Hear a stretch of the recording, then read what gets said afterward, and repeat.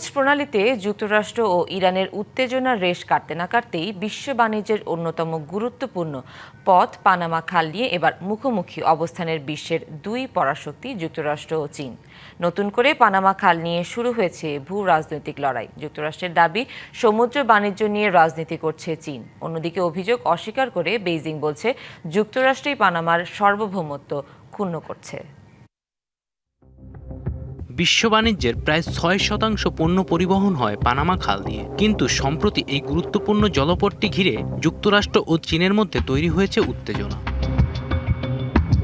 চলতি বছরের জানুয়ারিতে পানামা সুপ্রিম কোর্ট হংকং ভিত্তিক কোম্পানি সিকে হাচিসনের বন্দর পরিচালনার চুক্তি বাতিল করে। এরপরই সাময়িকভাবে বন্দরের দায়িত্ব দেওয়া হয় ইউরোপের দুই কোম্পানিকে। এর পরপরই পানামার পতাকাবাহী জাহাজগুলো নিজেদের বন্দরে আটকে রাখার অভিযোগ ওঠে চীনের বিরুদ্ধে। যুক্তরাষ্ট্রের দাবি বেইজিং উদ্দেশ্য প্রণোদিতভাবে এই কাজ করছে।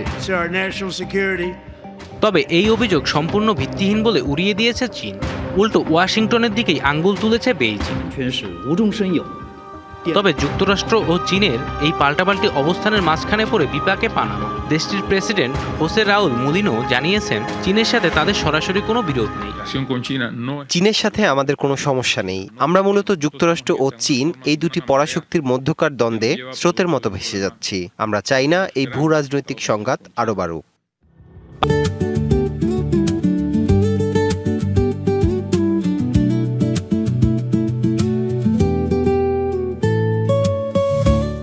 পানামা খালের এই সংকট এমন এক সময় সামনে এলো যখন মধ্যপ্রাচ্যে হরমুজ প্রণালী নিয়ে বিশ্ব রাজনীতিতে অস্থিরতা বিরাজ করছে। যুক্তরাষ্ট্র ও ইসরায়েলি হামলার জেরে কার্যত বন্ধ রয়েছে হরমুজ প্রণালী।